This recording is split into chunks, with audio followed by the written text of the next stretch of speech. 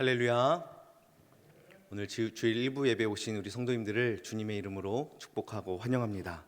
오늘은 누구를 위해 오셨는가 라는 말씀의 제목으로 함께 은혜 나누길 원합니다. 먼저 우리가 서로 한번 인사하면 좋겠는데요. 이제 크리스마스가 다가오기 때문에 옆에 성도님들께 함께 인사했으면 좋겠습니다. 메리 크리스마스. 메리 크리스마스. 복되고 즐거운 성탄절입니다. 이 땅에 오셔서 우리를 구원해 주신 하나님의 은혜를 마음껏 찬양하고 기뻐하는 이번 성탄절이 되길 바라고 오늘 주일 예배가 되길 바라겠습니다. 어떤 목사님이 쓴 출생은 운명이지만 인생은 가능성이다라는 그런 책 제목이 있습니다.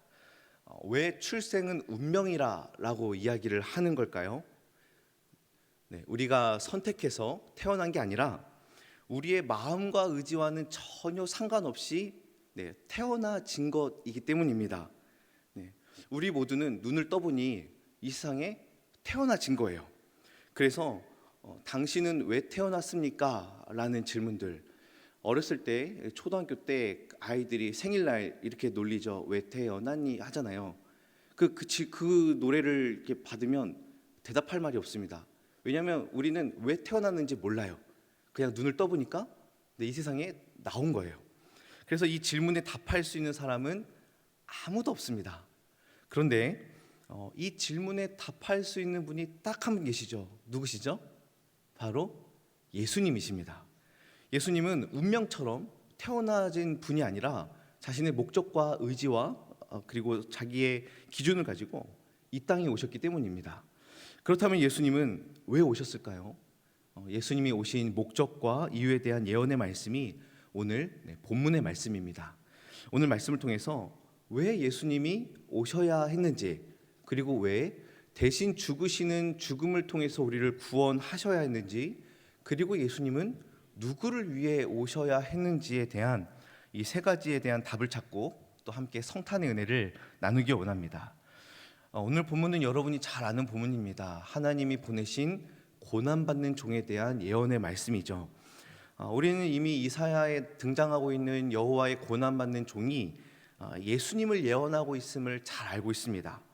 그런데 우리는 무엇 때문에 이 본문이 예수님을 가리키고 있다고 확신을 하는 것입니까? 먼저 우리는 이사야 53장을 읽으면 2절 3절에 먼저 은혜를 받게 되죠.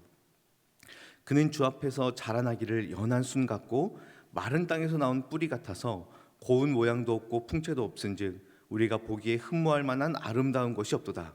그는 멸시를 받아 사람들에게 버림받았으며 간고를 많이 겪었으며 질고를 아는 자라.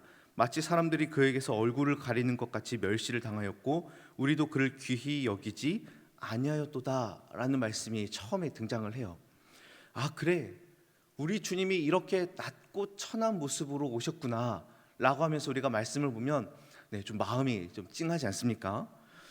그런데 우리의 이런 생각과 달리 아마도 이사야 말씀을 읽고 있는 구약시대 1차 독자들은 이 말씀을 보면서 즉각적으로 메시아를 떠올리지는 않았을 것입니다.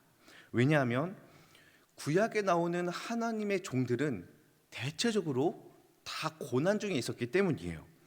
모세는 하나님의 종으로 부름받고 이스라엘 백성들을 이끌었지만 그가 극심한 고통 중에 뭐라고 이야기를 합니까? 하나님, 저에게 은혜를 베풀어 주시사 지금 즉시 나를 죽여서 저에게 평안을 좀 주십시오라고 모세는 간청을 합니다. 그리고 또 엘리야 선지자도 이세벨에게 쫓길 때에 뭐라고 합니까? 지금 내 생명을 거두어 주십시오라고 말을 합니다. 예레미야도 역시 많은 고통과 눈물 가운데에 하나님의 일을 감당한 다 고난받는 종이었죠. 그래서 이사야 53장에 하나님이 보내신 이 고난받는 종의 모습도 사실 별반 차이가 나지 않습니다. 고운 모양도 없고 풍채도 없고 사람들이 보기에 흠모할 만한 아름다운 모양도 없습니다. 게다가 그는 멸시를 받습니다. 버림을 받습니다. 아픔과 고통도 많이 겪습니다. 오히려 사람들이 그를 미워하고 귀하게 대하지 않죠. 그런데 이러한 특징만을 가지고서 우리가 이분은 메시아입니다라고 특징 지을 수가 없습니다. 그렇다면 우리는 무엇 때문에 오늘 본문을 보면서 고난받는 여호와의 종을 우리의 메시아, 우리의 구원자로 말할 수 있습니까? 그 유일한 이유는 뭐냐면 고난받는 것도 아니고 풍채가 없는 것도 아니에요. 그것은 바로 오직 한 가지입니다. 바로 대속에 있습니다. 대속. 대신 고난당하시고 대신 죽으시는 그 대속과 속죄함이 구원자의 가장 큰 증거이죠. 아무리 하나님께서 보내신 종이 고난받고 멸시를 받고 천대를 당한다 할지라도 그것은 누구나 할 수 있습니다. 하나님이 보낸 종이라면 누구나 받을 수 있어요. 그러나 이 속죄한 만큼은 사람이 감당할 수 있는 영역이 아니라는 사실입니다. 이사야 53장 10절 말씀을 보시면 여호와께서 그에게 상함을 받게 하시기를 원하사 질고를 당하게 하셨은즉 그의 영혼을 속건제물로 드리게 이르면 그가 씨를 보게 되며 그의 날은 길 것이요 또 그의 손으로 여호와께서 기뻐하시는 뜻을 성취하리로다. 예수님께서 하나님의 뜻에 순종하여 죄를 대신 지시고 죽음으로써 우리의 모든 죄값을 치르셨습니다. 그래서 오늘 본문이 가리키고 있는 고난받는 종은 우리의 죄를 짊어지시는 유일한 구원자이신 예수 그리스도인 줄로 믿습니다. 그렇다면 여러분, 성부 하나님도 계시고 또 성령 하나님도 계신데 왜 예수님이셔야만 했을까요? 우리가 기본 교리들을 배우고 살펴보면 이 삼위 하나님의 구원 협약이라는 게 있습니다. 구원을 이루시기 위해서 삼위 하나님이 무엇을 정하셨느냐에 관한 내용이죠. 첫 번째로 누가 구속자가 될 것인가에 대한 협약, 두 번째로 어떤 방식으로 구속할 것인가에 대한 협약, 세 번째로 구속받는 대상은 누구인가라는 것을 정하셨다라는 것입니다. 첫 번째, 삼위 하나님은 구속할 수 있는 구속자를 누구로 정하셨습니까? 아들 예수 그리스도로 정하셨습니다. 두 번째로 구속 방식으로는 어떤 방식을 택하셨습니까? 대속이라는 방식을 택하셨습니다. 그래서 예수님께서 이 땅에 친히 성육신하신 이유가 바로 거기에 있는 거죠. 예수님이 죄와 사망과 저주를 모두 도말시키기 위해서 이 땅에 친히 사람의 몸을 입고 오셨습니다. 그래서 우리가 성탄절을 기다리고 주님의 나심을 기뻐하며 서로 축하하는 이유는 예수 그리스도로 인해 죄의 문제가 해결되고 구원의 길이 열렸기 때문이죠. 여러분, 대단한 어떤 누군가가 메시아와 같은 풍채를 지니고 찬란한 영광 중에 거하고 존귀와 영광이 있고 아무리 위험이 있다 할지라도 이 속죄를 이루어내지 못한다면, 대속을 이루어내지 못한다면 그것은 아무런 의미가 없습니다. 우리에게 더 나은 삶을 살아가라고 수억의 돈을 준다 할지라도 속죄함이 없이는 아무런 의미가 없습니다.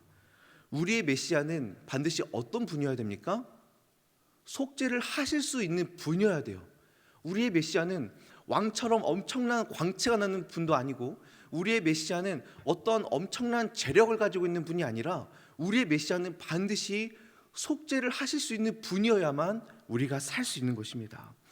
여러분, 죄인된 모든 사람들은요 매일매일 살아가면서 자신의 무덤을 파며 살아가고 있습니다. 그런데 그런 자들에게 세상에서 가장 값진 보석을 준다 한들 그것이 무슨 의미가 있겠습니까? 무덤을 치장하는 일 외에는 사용할 길이 없는 것이지요. 여러분, 속죄하는 구원자가 오셔서 우리의 묫자리를 완벽히 무너뜨리지 못하고 우리가 가지고 있는 저주를 완벽히 무력화시키지 못하면 아무리 대단한 사람이 온다 할지라도 우리는 참 생명을 얻을 수가 없습니다. 그래서 참된 메시아는 무엇을 하실 수 있는 분이어야 됩니까? 죄 사함을 하실 수 있는 분이어야 돼요. 이것이 죄와 사망을 해결할 수 있는 유일한 방법이고 삼위 하나님의 뜻에 따라서 예수 그리스도께서 우리 구원자가 되시기 위해 이 땅에 오셨습니다. 여러분, 이 사실을 믿으십니까? 할렐루야. 그렇다면 전지전능한 하나님께서 이 성육신이 아닌 말 한마디로 이 죄와 사망을 다 없앨 수도 있는데 왜 굳이 성육신과 대속이라는 이 방식을 사용을 하셨을까요? 첫 번째로는 죄를 지은 당사자가 사람이기 때문에 사람이 반드시 이 죄값을 해결해야 됩니다. 구약시대에 아무리 짐승을 죽여도 당사자인 사람이 해결하지 못하면 이 죄는 영원히 제거할 수가 없어요. 그래서 죄의 문제를 해결하려면 당사자인 사람이 해결을 해야 됩니다. 두 번째로는 사람이 지은 죄는 영원하신 하나님을 향하여 지은 죄이기 때문에 영원한 죄값을 치러야 됩니다. 우리가 착각을 하는 게 이 죄값은 한 번 죽으면 되겠지가 아니에요. 이 대상이, 죄를 지은 대상이 하나님을 향하여 지었기 때문에 영원한 죄값을 계속해서 치러야 되는데, 여러분, 사람은 영원합니까? 유한합니까? 네, 유한해요. 유한한 존재가 어찌 영원한 죄값을 치를 수 있겠습니까? 불가능하기 때문에 어떠한 영원한 존재가 이것을 해결해 주지 않으면 유한한 인간은 영원한 죄값을 치를 수가 없습니다. 세 번째로, 하나님이 요구하시는 완전한 의로움을 채우기 위해서는 죄 없는 자가 해결을 해야 됩니다. 하지만 여러분, 사람 중에 죄 없는 자가 있습니까? 아무도 없습니다. 이것이 바로 예수님이 이 땅에 오셔야만 했던 이유이지요. 아담으로부터 시작된 죄악은 창조주를 넘보는 배은 망덕이자 배역이고, 이 죄는 언약에 따라 인류 전체에 전가되었습니다. 모든 사람들은 전적 타락과 전적 무능의 그물에 갇혀서 매일매일 살아가는 삶이 날마다 하나님을 반대하고 하나님을 대적하는 삶을 살아가죠. 생각하는 것과 행동하는 것과 모든 준비하고 계획하는 것들이 죄의 씨앗을 어떻게 하면 더 날마다 키워갈까 고민하고, 어제보다 오늘 더 하나님의 원수된 자로 살아가고자 하는 것이 바로 모든 죄인의 목표이자 꿈입니다. 그래서 칼빈은 기독교 강요에서 이렇게 말합니다. 사람 전체가 마치 홍수를 만난 듯이 머리로부터 발끝에 이르기까지 압도되어 죄를 면한 부분은 하나도 없으며, 사람으로부터 기인하는 것은 모두 죄로 돌려야 한다라고 말하고 있습니다. 얼마나 비참하고 얼마나 처참합니까? 우리가 이러한 존재인데 누가 이 죄의 굴레에서 벗어날 수 있으며 누가 이 죄의 깊은 구덩이에서 빠져나올 수가 있겠습니까? 모든 인류가 할 수 있는 일은 단 한 가지예요. 화로다 나여 망하게 되었도다 라고 외치는 일 밖에는 우리가 할 수 있는 일이 없습니다. 사랑하는 성도 여러분, 그래서 예수님이 이 땅에 오셨습니다. 참 하나님과 참 사람으로 오셨고, 이 죄의 문제를 해결하기 위해서 반드시 죽음을 통과하셔야만 했습니다. 우리를 대신한 온전한 순종과 우리를 대신한 형벌 대속적 죽음을 감당하기 위해서 예수님이 이 땅에 오셨습니다. 이분이 바로 우리의 고난을 짊어지고 가시는 하나님이 보내신 종, 고난받는 여호와의 종 예수 그리스도인 줄로 믿습니다. 우리는 오직 예수를 통해서만 구원과 생명을 얻을 수 있고, 예수님은 우리의 질고와 슬픔과 우리의 모든 죄악을 담당하셨기 때문에 우리의 유일한 구원자요 우리의 메시아 되심을 우리는 믿습니다. 여러분, 그렇다면 이제 세 번째 질문이에요. 예수님은 누구를 위해 이 땅에 오셨는가 하는 거죠. 여러분, 예수님이요, 내가 누구를 구원할지 잘 모르지만 아무나 구원하려고 일단 이 땅에 오셔서 십자가를 지신 게 아닙니다. 얘들아, 내가 일단 십자가에 달려 죽고 부활할 테니까 믿는 누구든지 와가지고 나를 믿으면 구원을 받을 거야. 나는 누가 구원받을지 잘 몰라서 일단 죽을게 라고 오신 게 아니죠. 여러분, 우리는 만인 구원론을 적극적으로 배척합니다. 하나님께서 구원할 명확한 대상이 있습니다. 예수님은요, 자신의 목숨값을 버려도 아까워하지 않을 그 대상을 알고 계셨어요. 구유에 누이실 때부터 십자가에 달려 찔리시고 상하시고 죽임을 당하면서까지도 기뻐할 수밖에 없는 그 구원받을 대상을 예수님은 명확히 아셨습니다. 이사야 53장 11절 말씀, 그가 자기 영혼에 수고하는 것을 보고 만족하게 여길 것이라. 나의 의로운 종이 자기 지식으로 많은 사람을 의롭게 하며 또 그들의 죄악을 친히 담당하리로다. 여러분, 여기서 만족하다라는 단어는 가득하다, 충분하다, 배부르다 이런 의미들이 담겨져 있습니다. 여러분, 고난과 비참함을 뛰어넘어서 만족한다는 거예요. 어떻게 여러분 죽음의 고통을 당하면서까지도 자기 영혼이 수고한 것을 보고 만족할 수가 있겠습니까? 그런데 예수님은 자신의 고난과 자신의 고통을 충분히 만족해 했습니다. 왜 그렇죠? 예수님께서는 내가 누구를 구원할지 알고 계셨기 때문입니다. 내가 누구 때문에 이 고난을 받을지를 알고 계셨기 때문이에요. 그 대상은 바로 주님께서 창세전에 택한 받은 사람들입니다. 그래서 예수님은 마치 부모가 자녀를 위해 희생하고 부모가 자녀를 위해서 목숨을 아까워하지 않는 것처럼 내가 사랑하는 아들, 딸들을 위해서 자신의 몸을 버려도 예수님은 아깝지 않은 거죠. 그래서 기뻐하심 가운데에 십자가에 달리시기를 좋아하셨고 그는 죽음 가운데서도 이것을 만족해 하셨습니다. 그렇다면 여러분께 질문을 드리겠습니다. 여러분은 택함 받으셨습니까? 여러분은 택자가 확실하십니까? 사실 여기서 이제 택함 받았다고 생각하시는 분들 막 손들라고 막 해야 되는데 여러분 이제 또 시험에 들 수 있으니까 여러분 마음속에 대답을 다 하셨으리라 믿습니다. 여러분 이것은 우리의 영원한 생사가 걸린 인생 최대의 문제예요. 결코 쉬운 문제가 아닙니다. 내가 택함을 받았느냐, 내가 택함을 받지 않았느냐. 우리가 택자가 아니라면 성탄절은 아무런 의미가 없습니다. 우리가 택자가 아니라면 성탄절은 기뻐할 수 없는 날이에요. 왜 그렇습니까?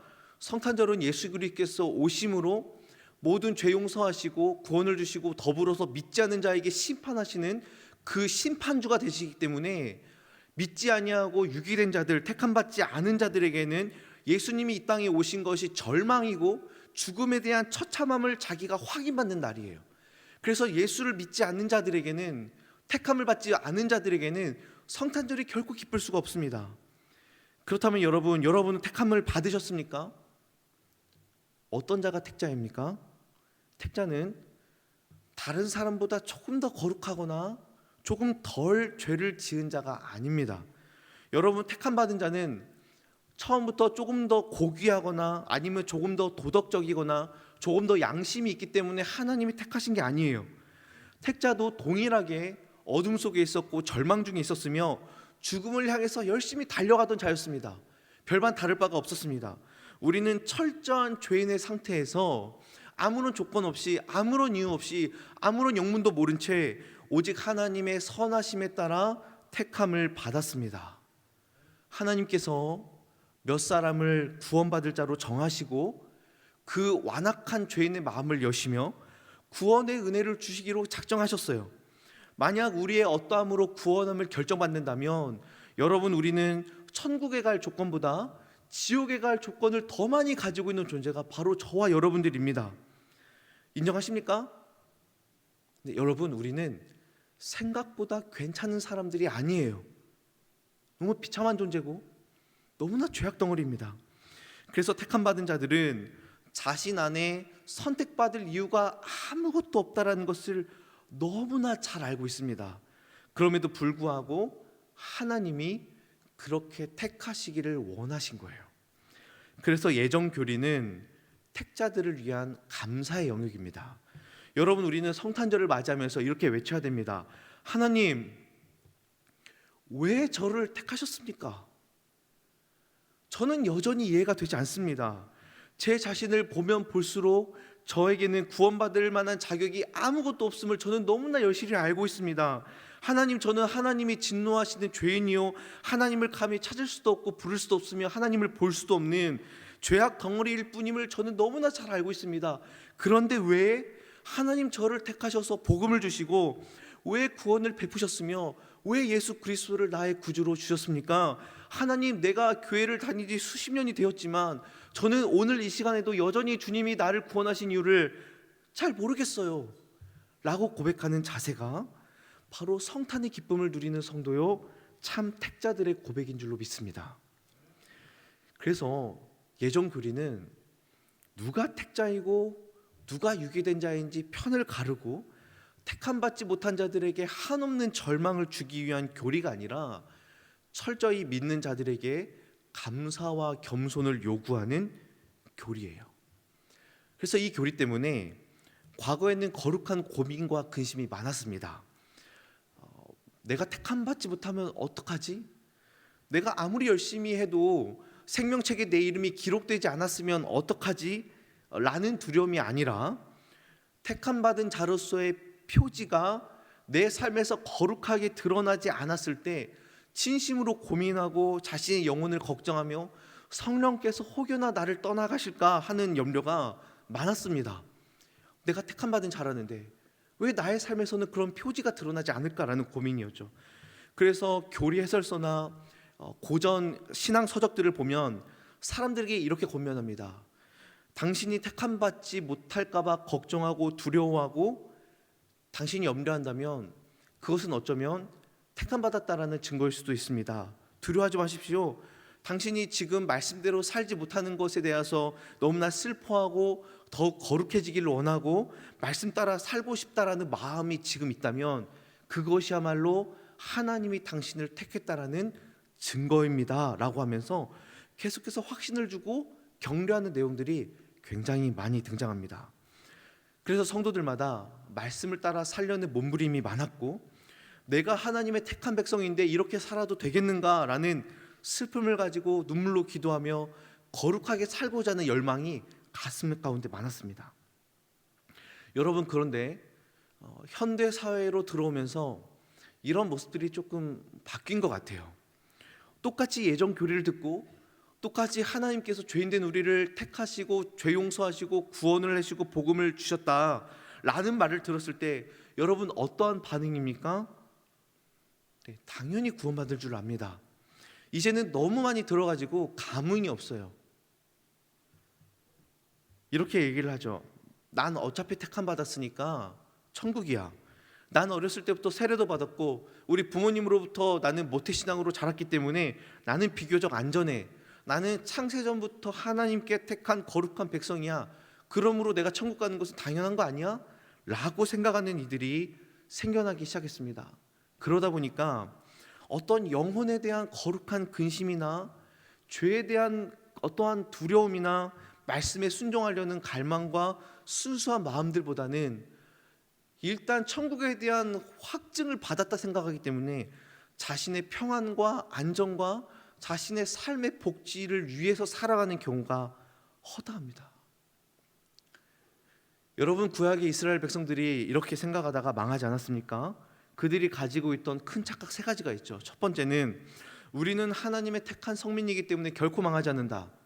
두 번째, 이스라엘 땅은 하나님이 택하신 거룩한 땅이기 때문에 결코 망하지 않는다. 세 번째, 예루살렘에는 하나님이 임재하시는 거룩한 성전이 있기 때문에 우리는 결코 망하지 않는다 라고 생각했다가 결국 망하게 되었습니다. 여러분, 신약시대 예수님 당시에도 마찬가지입니다. 유대인들은 자신이 택함받은 아브라함 자손이라고 확신하며 예수님을 향하여 말합니다. 어찌 나사렛에서 선한 것이 날 수 있겠느냐? 우리가 이미 자유한데 어찌 우리를 자유케 한다라고 이야기하고 있느냐? 말도 안 된다 라고 하면서 복음을 거부하다가 결국 하나님의 심판을 받을 수 있다라는 경고의 말씀을 듣게 되죠. 여러분, 택하심이 무엇입니까? 여러분이 확신하고 있는 그 택하심은 무엇으로 작용하고 있습니까? 우리가 아무것도 하지 않아도 천국으로 입성되는 자동 시스템이 여러분 택하심입니까? 그렇지 않습니다. 택하심은 고속도로 하이패스처럼 그냥 무작정 통과하는 게 아니에요. 택함 받은 자들은 반드시 죄에 대한 슬픔이 있습니다. 전심을 다하여 죄를 죽이고 거룩하기를 간절히 바라며 구원을 향하고자 하는 열망이 택자들에겐 있어요. 택자는 자신이 얼마나 죄인인지를 명백히 알고 그 사실을 절감하며 이 멸망과 절망에서 구원하실 분은 오직 예수 그리스도 한 분이라는 것을 정확히 압니다. 또한 주께서 나를 택하여 주셨다라는 사실이 너무 신비하고 이해가 되지 않는다라고 고백합니다. 그래서 우리는 왜 주일 예배 때마다 모여서 함께 찬양하고 예배합니까? 그게 너무 신비한 거예요. 왜 나를 구원해 주셨는지 그걸 아직도 모르겠는 거예요. 너무 감사하고 너무 감격해서 내가 주일 예배 나와 하나님을 찬양하는 것입니다. 주일 예배마다 내가 구원받은 존재라는 사실에 깜짝 놀라며 구원의 감격과 기쁨으로 예배를 드리는 것이지요. 그런데 여러분, 우리는 종종 우리의 처지를 까마득히 잊어버리고 마치 당연히 구원받은 것처럼 생각을 할 때가 있습니다. 심지어는 마태복음 7장의 말씀을 사실로 받아들이지 않고 어떤 하나의 뉘앙스, 어떠한 하나님의 하나의 어떤 예화로 생각을 할 때가 있어요. 마태복음 7장 21절 말씀 우리 같이 한번 읽겠습니다. 시작.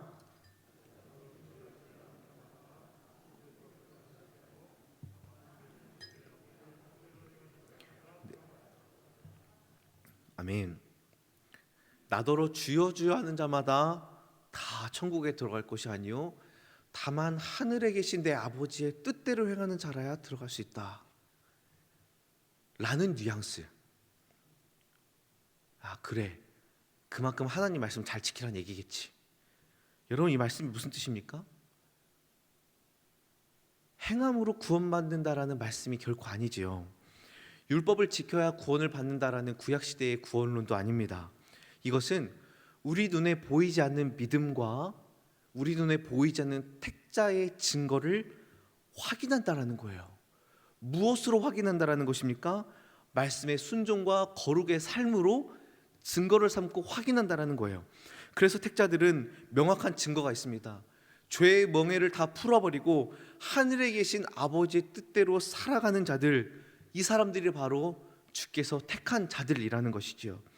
그렇다면 오늘 본문 말씀으로 돌아와서 정말 우리는 주의 택한 자들이 맞습니까? 구원 협약에서 구원자로 성자 예수 그리스도를 택하셨고 구속의 방식으로 대속의 방식을 택하셨고 구속받는 대상을 택함받는 백성으로 정하셨는데 그 택함받은 백성이 우리가 맞느냐라는 거예요. 본문이 말하는 우리는 정말 저와 여러분을 가리키고 있는 것이 확실합니까? 예수 그리스도께서 이 땅에 오신 것이 성탄의 기쁨을 누리는 것이 바로 우리를 위함이 맞습니까?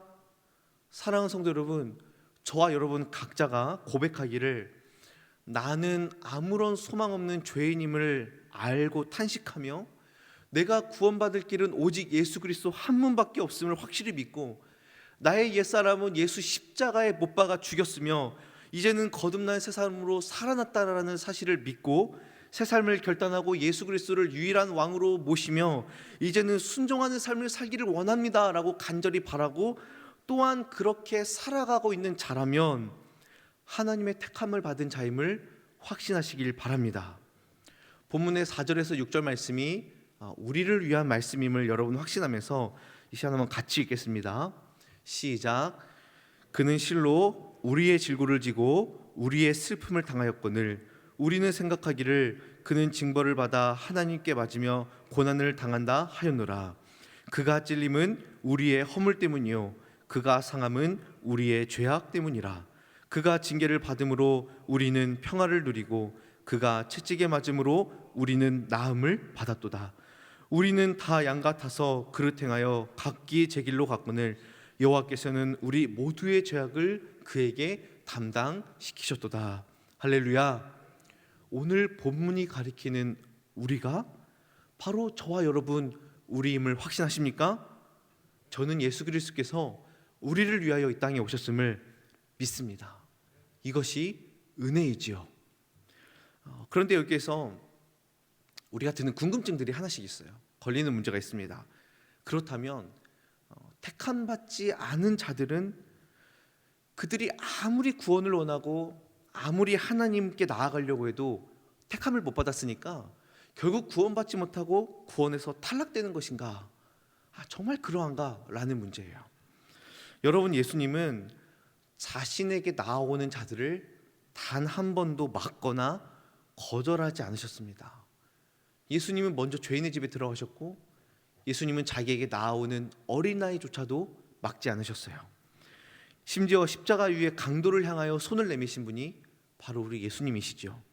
여러분, 이것은 만인 구원론을 이야기하는 것이 아닙니다. 여러분, 택함을 받지 않는 자들은 그들의 그 거짓된 본성으로 인하여서 하나님을 싫어하고 거절하며 자신이 스스로 적극적으로 하나님을 대적하고 구원의 손길을 강력하게 뿌리칩니다. 그래서 구원에 합당하지 않는 자들이 되는 거예요. 우리가 누가 택자이고 누가 유기된 자인지 우리는 전혀 알지 못하지만 확실한 것은 하나님께서 하나님께 나아가고자 하는 자들을 향하여 인색하게 대하지 않는다라는 사실입니다. 심지어 여러분, 하나님을 모르고 과거의 교회를 욕했던 자라 할지라도 바울처럼 성도를 핍박하고 예수 믿는 자를 잡아들이는 사람이다 할지라도 하나님께서 그 마음을 열어주시고 죄와 사망에서 건져주시며 그 마음 가운데 구원의 마음을 베풀어 주셔서 그 사람이 두 손 번쩍 들어 예수여 나를 용서하시고 나를 구원하소서라고 외친다면 우리 주님께서는 그 모든 죄를 용서하시고 아들 삼아 주신 줄로 믿습니다. 그래서 우리가 받은 은혜는 정말 놀라운 은혜예요. 어메이징 그레이스예요. 나 같은 죄인 살리신 주 은혜 놀라와. 잃었던 생명 찾았고 광명을 얻었네. 할렐루야. 이 모든 대속의 사역을 친히 감당하기 위해서 우리 주님 사람의 몸을 입고 이 땅에 오셨으니 믿는 우리에게 다할 수 없는 은혜요 기쁨이요 평강인 줄로 믿습니다. 우리 시간에 빌립보서 2장 말씀을 다 같이 한번 읽겠습니다. 시작.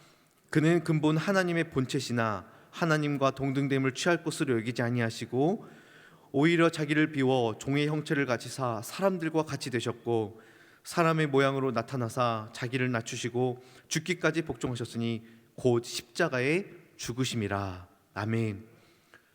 주의 특별한 은혜와 구원을 받은 성도 여러분, 여러분은 어떤 성탄절을 기다리며 그 성탄의 기쁨을 만끽하길 원하십니까?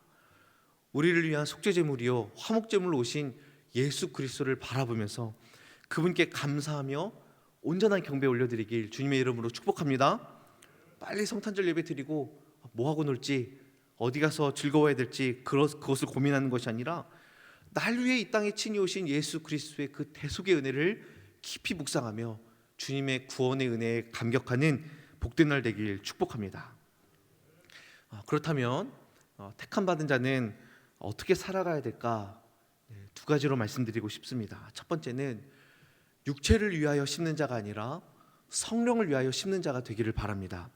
갈라디아서 6장 8절에 자기의 육체를 위하여 심는 자는 육체로부터 썩어질 것을 거두고 성령을 위하여 심는 자는 성령으로부터 영생을 거두리라 라고 말합니다.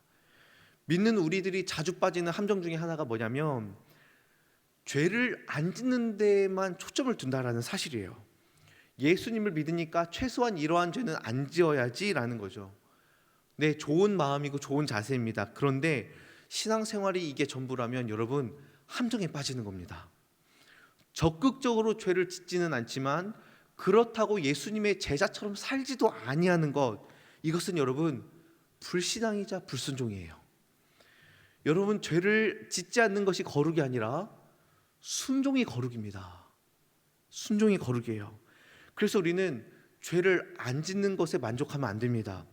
적극적으로 거룩과 화평과 순종을 향해 나아가고 성령을 위하여 심는 자가 되기를 바랍니다. 올해 여러분의 삶을 또 저의 삶을 뒤돌아보고 내년에는 더욱더 성령 충만을 받아 성령을 위하여 심는 자, 성령을 위하여 나가는 자, 성령을 따라 행하는 자가 되길 주님의 이름으로 축복합니다. 그래서 우리 광역교회 성령 충만으로 뜨거워져서 사람들이 깜짝 놀라길 주님의 이름으로 축복합니다. 두 번째로는 그리스도의 복음을 부끄러워하지 아니하고 복음의 전파자로 살아가길 축복합니다. 로마서 1장 16절 말씀, 내가 복음을 부끄러워하지 아니하노니 이 복음은 모든 믿는 자에게 구원을 주시는 하나님의 능력이 됨이라. 먼저는 유대인에게요 그리고 헬라인에게로다. 예수 그리스도 십자가의 복음을 부끄러워하지 마시고 여러분 바쁘다고 멀리하지 마시고 강력하고 생생한 증인의 삶을 살길 주님의 이름으로 축복합니다. 예수님께서는 아직도 우리 안에 들지 않은 양들이 있다라고 말씀하시고 먼저 믿는 우리에게 양떼들을 맡겨주셨습니다. 우리가 얼마나 작년과 올해 복음 전파에 소극적이고 또 두려워하였습니까? 우리 자녀들의 이야기만 들어도 학교에 가면 교회에 대한 비판이 굉장히 많대요. 특히 코로나 때문에 그렇겠죠. 그런데 어떻게 막 복음 전파하려고 교회 나가라고 이야기를 할 수 있겠느냐? 여러분, 그래도 우리는 두려워하면 안 됩니다. 역사상 복음 전파가 쉬었던 적은 단 한 번도 없었어요. 그래서 우리는 열방에게 선포해야 됩니다. 주 예수를 믿으라. 그리하면 너와 내 집이 구원을 얻으리라. 이 복음은 모든 믿는 자에게 능력을 주시는, 구원을 주시는 하나님의 능력이 됨이라. 내게는 우리 주 예수 그리스도의 십자가 능력 외에는 결코 자랑할 것이 없느니라. 사랑하는 성도 여러분, 예수님께서 낮고 천한 이곳으로 오시고 멸시와 조롱을 받으시고 죽음을 통과해내면서까지 이루신 이 십자가 구원의 능력을 부끄러워하지 마시고 복음에 합당한 삶, 복음을 전파하는 전도자의 삶을 살길 주님의 이름으로 축복합니다. 말씀을 뵙겠습니다. 예수님이 이 땅에 오신 밤은 가장 고요한 밤이었습니다. 온 열방 민족에게 스포트라이트를 받으려고, 영광과 존귀와 경배를 받으려고 막 떠들썩하게 오신 게 아니었어요. 아버지께 순종하고 고난받는 종으로서 자신의 사명을 감당하기 위해서 고요한 중에 태어나셨습니다. 예수님은 구유에 누이실 때부터 십자가에 달리실 때까지 마치 도수장에 끌려가는 양과 같이 잠잠하게 자신의 대속 사역을 감당하셨습니다. 그래서 성탄절은 구원의 문이 열린 가장 기쁜 날이고 임마누엘 하나님께서 실제가 되시는 가장 복된 날이며 자신을 아낌없이 내어주신 주님의 대속하심을 기억하는 날입니다. 예수님은 누구를 위해 이 땅에 오셨는지 명확히 아셨고 누구를 위해 목숨을 버려야 되는지 명확히 알고 계셨습니다. 그 대상은 누굽니까? 아무런 자격 없는 저와 여러분입니다. 이렇게 놀라운 구원의 은혜, 구속의 감격을 가슴 깊이 간직하시고 일평생 예수 그리스도를 닮아가며 날마다 예수 십자가를 전하며 살아가는 참된 주님의 제자가 되시길 주님의 이름으로 축복합니다. 기도하겠습니다.